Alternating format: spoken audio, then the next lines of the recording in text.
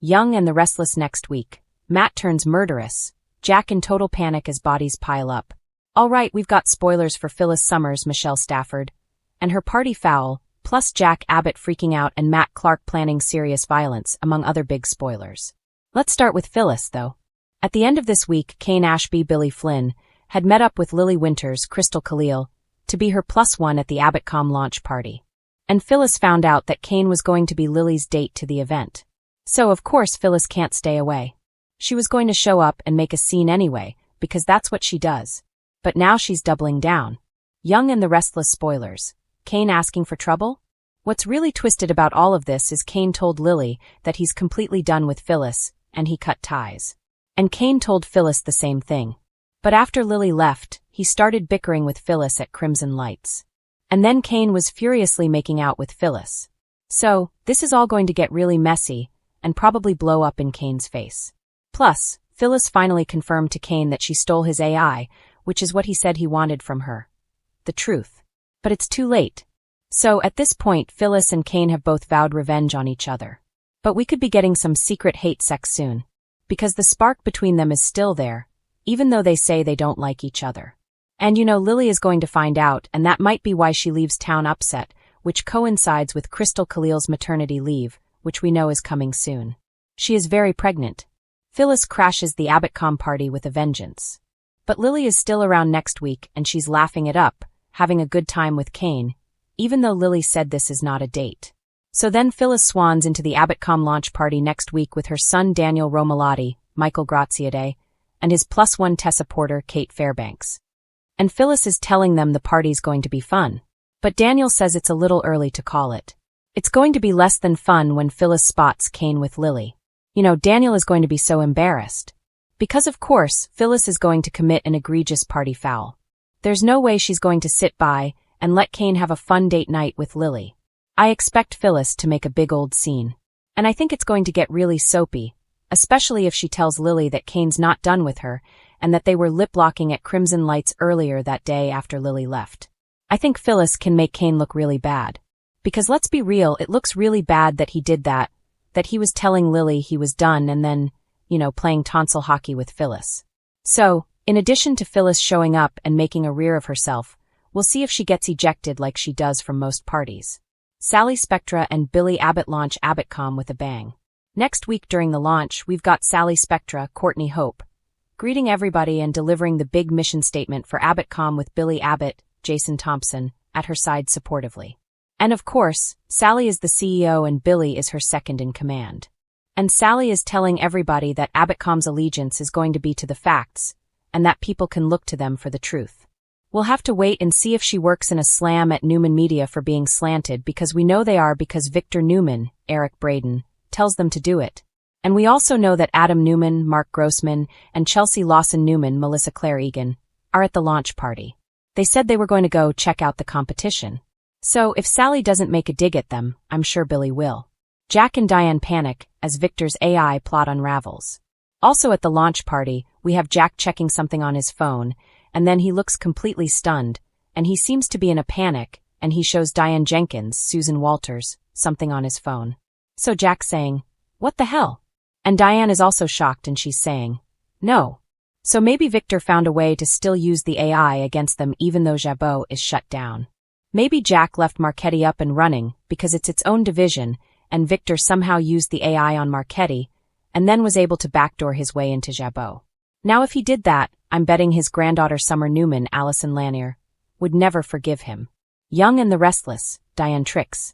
And remember, Diane had planted tracking programs that Victor doesn't know about.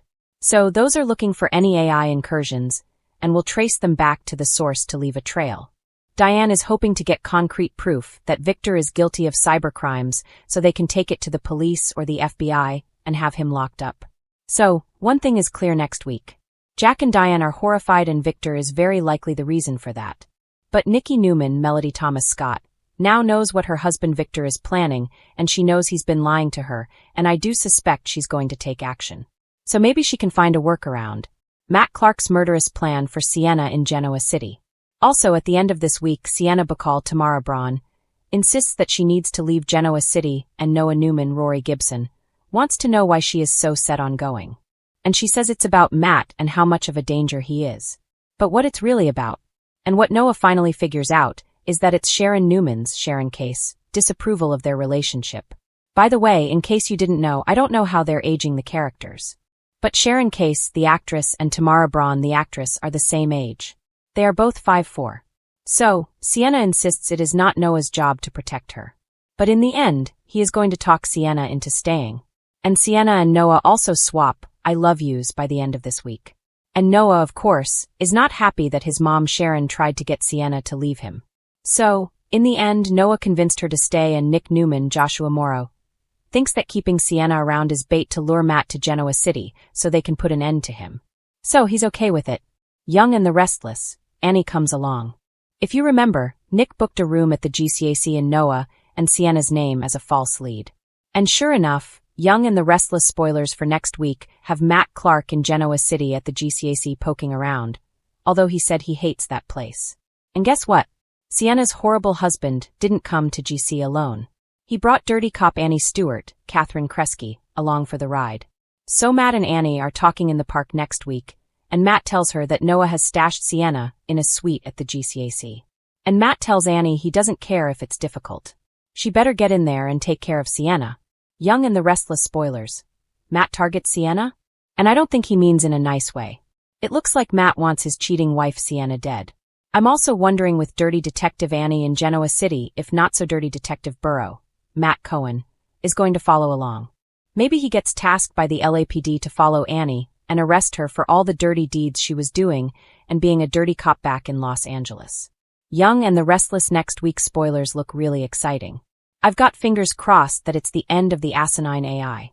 Maybe Nikki finds a way to delete it. Young and the Restless are bracing themselves for a week of shocking twists, dangerous confrontations, and suspense that will leave Genoa City reeling. The spotlight turns to Matt, whose simmering rage finally boils over into something deadly. Meanwhile, Jack finds himself in the eye of the storm, panicking as bodies begin to pile up around him.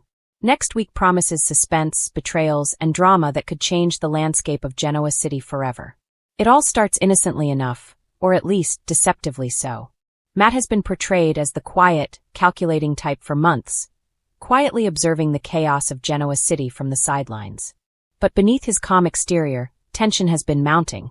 Old wounds, betrayals, and a growing sense of paranoia have been brewing, and next week, it all explodes.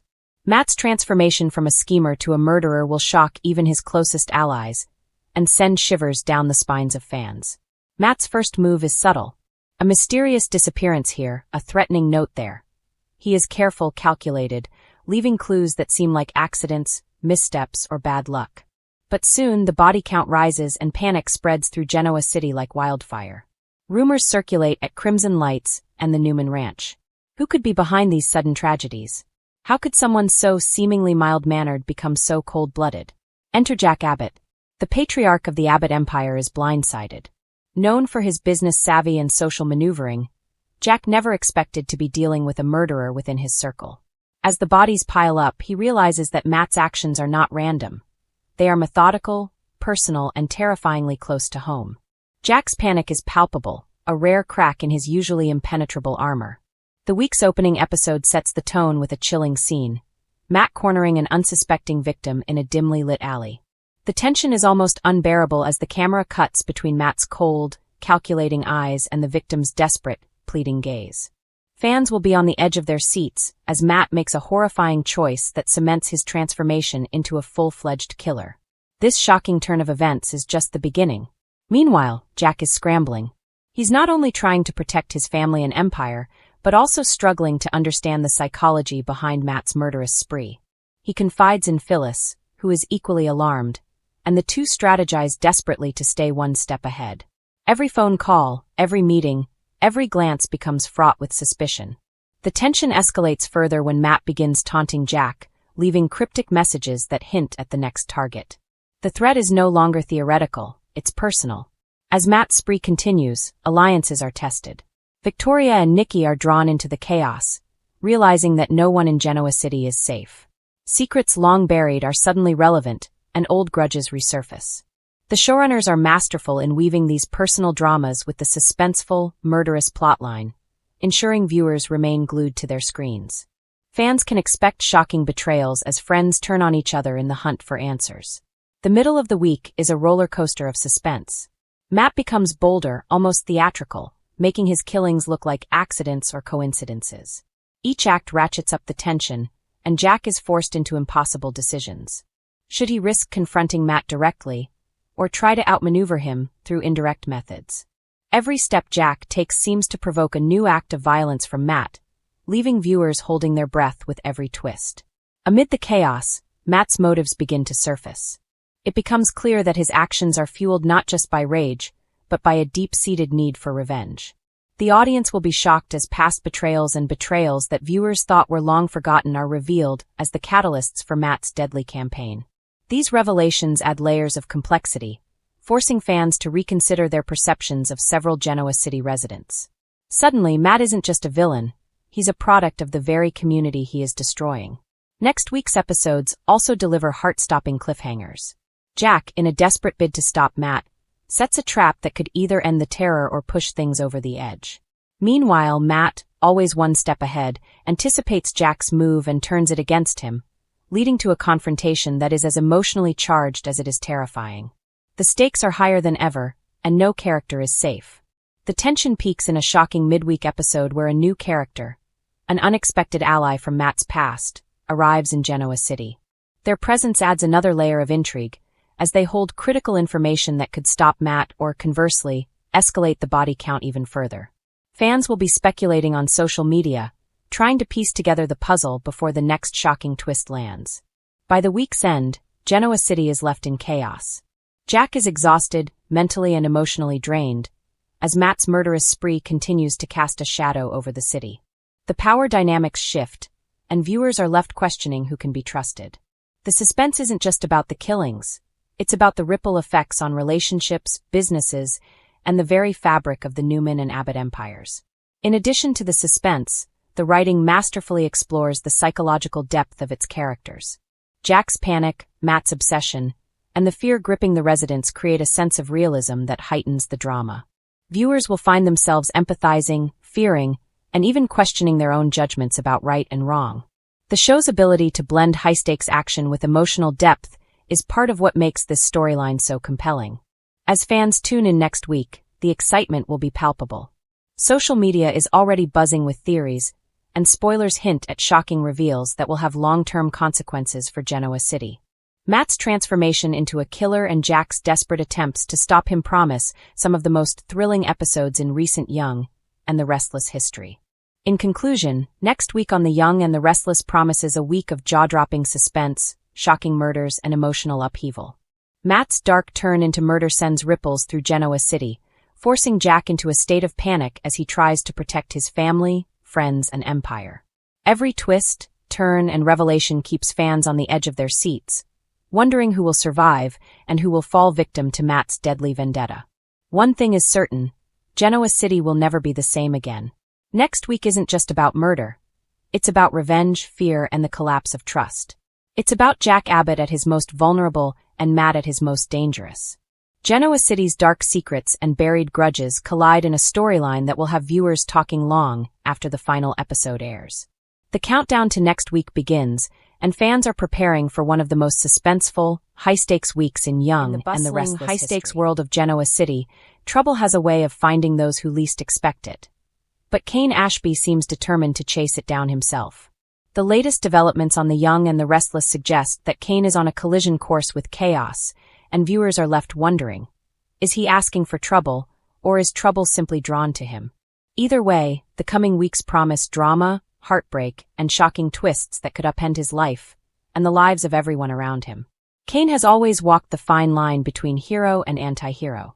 From his early days in Genoa City, viewers have seen him navigate corporate intrigue, family secrets, and romantic turmoil, often emerging as a man determined to do the right thing, even when the consequences are anything but right. However, recent episodes hint that Kane may be pushing himself into dangerous territory once again. It all begins with his rekindled connection to Phyllis Summers. The chemistry between Kane and Phyllis is undeniable, and it's clear that old sparks are igniting. While Kane is no stranger to complicated relationships, Fans know that anything involving Phyllis tends to come with a heavy dose of drama. Could this renewed closeness be his biggest mistake yet? Phyllis has a reputation for pushing boundaries, and Kane, despite his best intentions, seems poised to follow her into uncharted waters. Sources close to the set reveal that Kane is making a risky business move that could have catastrophic consequences. Not just for him, but for Newman Enterprises and the Ashby family as well. Kane's plan involves taking a high-stakes gamble on a new business venture that promises enormous rewards, but comes with equally enormous risks. Given the long-standing tensions between the Newmans and the Ashbys, this move is likely to ignite old rivalries and bring Kane face-to-face with foes who are more cunning and ruthless than ever. Adding fuel to the fire is Kane's strained relationship with his brother, Colin. Though Colin's intentions aren't always malevolent, his unpredictable behavior has a way of complicating even the simplest of situations. Kane's insistence on taking the lead in both personal and professional matters could put him at odds with Colin, leading to a confrontation that fans won't want to miss. And as anyone who follows Genoa city politics knows, a family feud here can spiral into a full-blown war in the blink of an eye. Meanwhile, Kane's romantic life is anything but stable. His bond with Phyllis is under constant scrutiny, and secrets from his past could surface at any moment. It's only a matter of time before the truth about Kane's previous missteps comes back to haunt him. Whether it's a hidden financial blunder or an old lie that resurfaces, Kane could find himself cornered in a way that forces him to make life-altering decisions. And with Michael Baldwin and Lily Winters never far from the action, complications are inevitable. But Kane's troubles aren't limited to business and romance. Viewers should brace themselves for a shocking storyline involving a dangerous threat lurking in the shadows. Rumor has it that Kane may inadvertently cross paths with someone who has a personal vendetta against the Ashby family. This mysterious figure is patient, strategic, and ruthless, and Kane may be walking right into their trap. Could this lead to betrayal, blackmail, or even a physical confrontation that leaves the Ashbys reeling? Only time will tell, but one thing is certain. Kane's decisions in the coming weeks could have consequences that resonate far beyond his own life. Fans should also watch Kane's interactions with the Newman family closely. His complicated history with Victoria Newman and his past involvement in Newman Enterprises create an intricate web of alliances and rivalries. Every move Kane makes in business or personal relationships could set off a domino effect, triggering reactions from the powerful Newmans. And with Victor Newman known for his ruthless strategies, Kane could find himself outmaneuvered at every turn, unless he's willing to take risks that push him to the edge of morality. Of course, Kane isn't completely alone in this storm. His close friends and family, including Lily and his daughter Delia, will play crucial roles in the unfolding drama. But even those closest to him may find themselves helpless as Kane continues to make choices that put him in danger.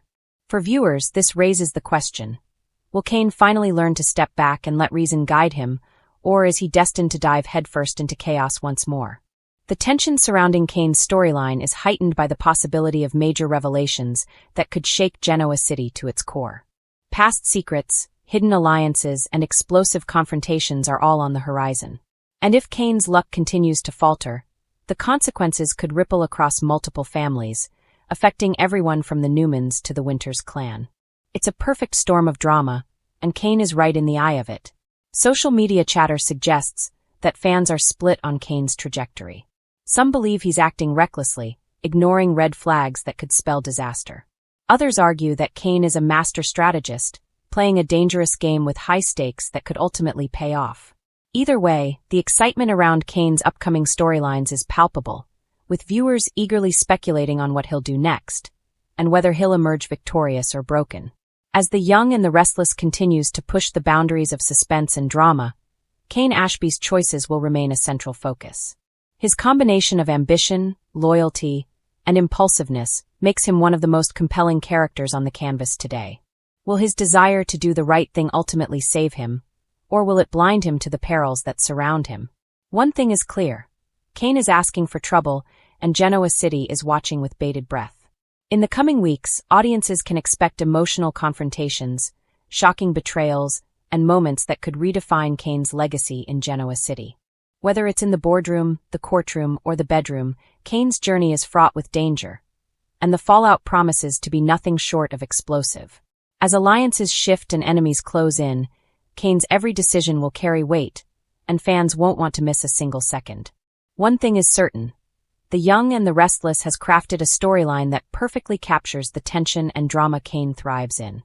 His flirtation with danger, complicated relationships, and high-stakes gambles make him a character who is both relatable and endlessly intriguing.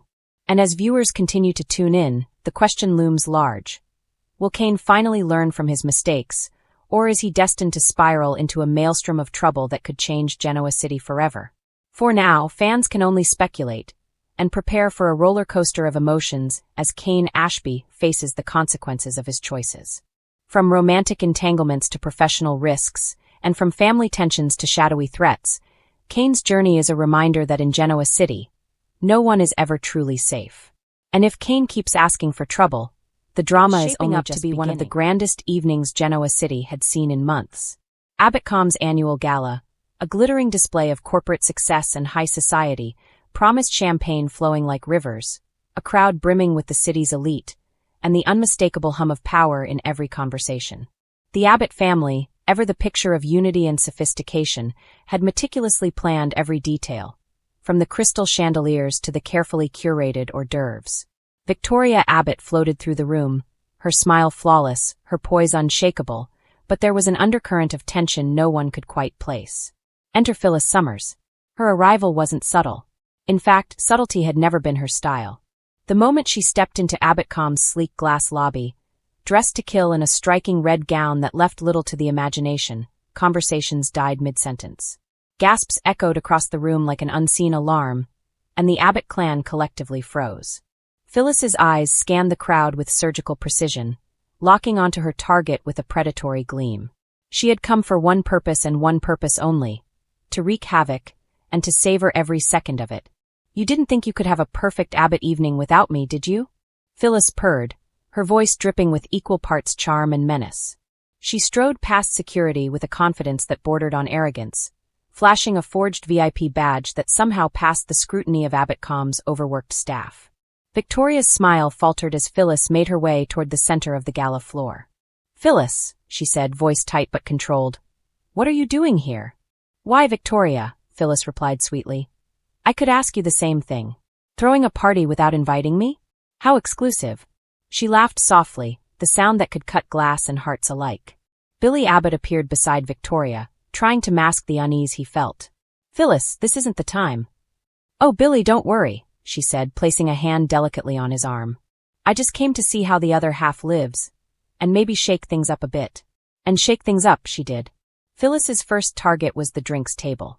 With a dramatic flair, she swiped a tray of champagne glasses, tossing them in the air with an effortless precision that drew gasps and murmurs from the guests. The glasses landed perfectly in her hands, and she raised one in a mock toast. "To the Abbotts," she declared, her smile teasing, almost innocent. But her eyes betrayed her intent. This was just the opening move. Next came the whispers. Phyllis leaned close to Nikki Newman, who had just arrived to support the Abbotts in a show of cross-family diplomacy. "You know, Nikki," Phyllis murmured, "I hear some very interesting things about Victoria's little business plans." "Shocking, really, who would have thought?" Nikki stiffened, her face betraying concern. "Phyllis, please." But Phyllis was already moving on, like a storm sweeping through the room. She found Adam Abbott in conversation with a few investors, his smile polite but distracted. "Adam," she purred, "I just love seeing family bonds so fragile, aren't they?"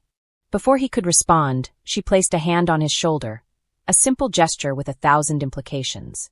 The whispers spread faster than wildfire. The Abbotts were finally starting to react.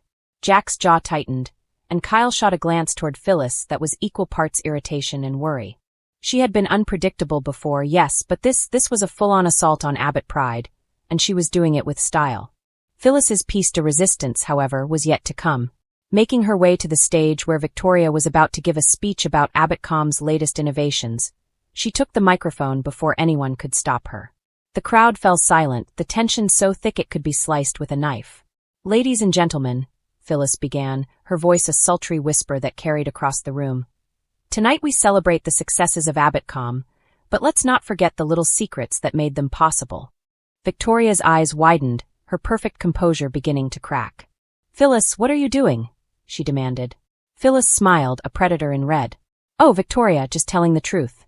Did you really think all those boardroom deals and investor meetings were as clean as you want everyone to believe? Some of us know the real story, and we've been waiting for a chance to share it. The crowd murmured nervously, the atmosphere electric with anticipation.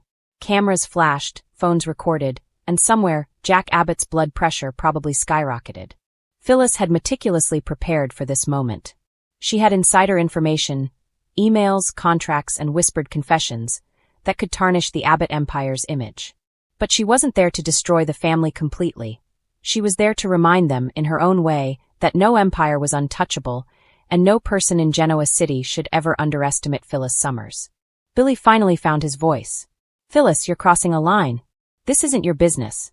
"Oh, but Billy," Phyllis said, tilting her head and flashing that trademark smirk. "Everything is my business when it comes to power, betrayal, and entertainment." She turned toward the crowd, letting her gaze sweep over every stunned guest. "Tonight we celebrate AbbottCom, but we also celebrate truth. Because truth has a way of coming out, sometimes in the most dramatic fashion." Victoria, now visibly shaken, tried to regain control of the microphone. "Phyllis, enough. Leave before this gets out of hand." But Phyllis wasn't done. She leaned into the microphone, lowering her voice to a conspiratorial whisper that carried through the silent room. "You know, Victoria, I almost feel sorry for you. Almost. But then I remember. I thrive on chaos. And you, my dear, just invited it in." And with that, she handed the microphone back, letting the words linger like smoke in the air. Phyllis made a slow, deliberate exit, waving at the shocked crowd with a flourish. Cameras captured every step, and whispers followed her down the grand staircase. As she disappeared into the night, the Abbotts were left to pick up the pieces, reputations, nerves, and pride all slightly cracked but still standing. Victoria's hands trembled as she took the microphone back, trying to salvage the evening. "Well, that was unexpected," she stammered, her forced smile betraying her unease. Billy shook his head. "That woman," he muttered under his breath, "she's a force of nature." Indeed, Phyllis Summers had arrived, and she had left a mark. AbbottCom's gala would be remembered for years, not for its elegance, its innovation, or its success, but for the night Phyllis crashed the party with a vengeance, proving once and for all that in Genoa City, power was nothing without the ability to survive a storm. And Phyllis was the storm no one saw coming. By the time the Abbotts regained their composure, whispers of the night's chaos had spread across the city, emails and social media buzzing with speculation. Every Abbott, from Jack to Victoria, understood one thing clearly: Phyllis Summers wasn't done. She had sent a message, and the reverberations were only beginning. In the heart of the city, Phyllis smiled to herself, sipping champagne in her own quiet corner. The evening had been a masterpiece, a blend of style, cunning, and sheer audacity.